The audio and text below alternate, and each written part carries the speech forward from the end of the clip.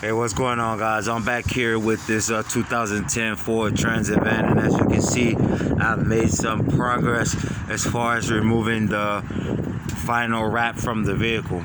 Now, I was able to get some clean lifts from this particular section, and I kind of wanted to move and logistically as far as keeping my efforts centered in one area, and that way I wouldn't be bouncing around, removing, picking, and just like causing more work than necessary. So I just focused my efforts on that particular area, and as you can see, the paint underneath sustained no damage. This gray stuff is adhesive. That could be removed with some gasoline. Go to my YouTube page, paper tag me, in order to see how to remove adhesive from the paint, from the vehicle's paint, and one of my other videos there, and that's paper tag me on YouTube. But I want to talk about now another method that could be used when in regards to removing vinyls from a vehicle. Sometimes when you can't get a good lift and the wrap isn't coming off in whole pieces, you can take this approach, and I'm going to show you what to do. Apply extra or an excessive amount of heat to the vinyl wrap, and basically what you're going to do is just melt it off. Now, the downside of just melting the adhesive, the downside of just melting the vinyl itself is you're left with a lot of adhesive, which is all of this gray stuff here. The concept is it's kind of like in South Florida. Some years back, there was a trend going on where people were putting potato chip bags inside of the microwave and shriveling them up into smaller potato chip bags. That's pretty much the same concept of just applying an excessive amount of heat to something that's plastic, in this case vinyl, and heating it to the point to where it begins to break down.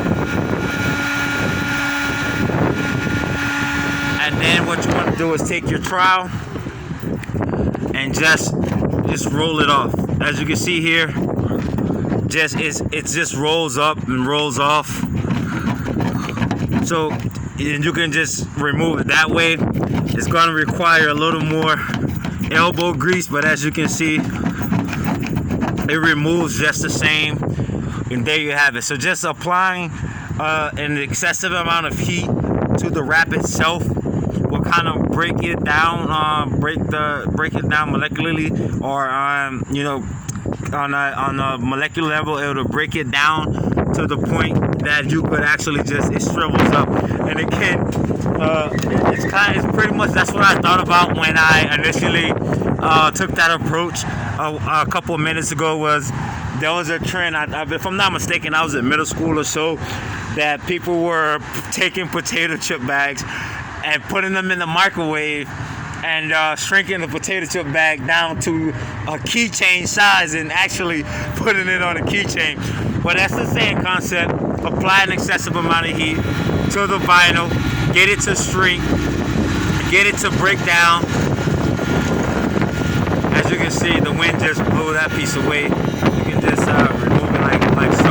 But apply an excessive amount of heat, and you could actually get it to break down far easier. And again, the downside is going to be you'll be left with a lot of adhesive underneath or left on the paint, which is a whole nother job in itself.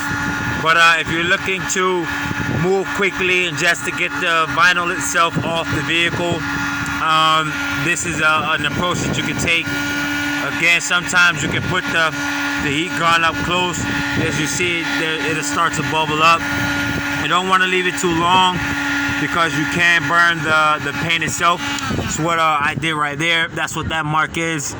Those are burn marks from me leaving the heat gun in the same spot while editing another video, but that's neither here nor there. Again, an excessive amount of heat, and you can just rub the vinyl itself right off in no time.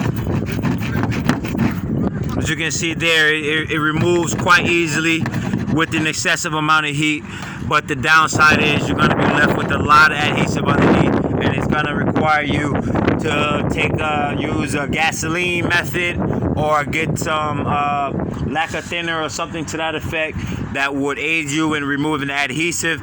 So depending on how fast and how clean you want to get the job done, you can take the first approach that I used here. As you can see, the paint is undamaged. There's a little adhesive left under it.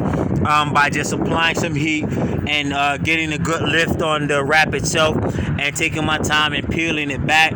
Now that's very time consuming, but you on the upside you're left with a clean finish, and then you get to observe the paint underneath and preserve the quality of the paint.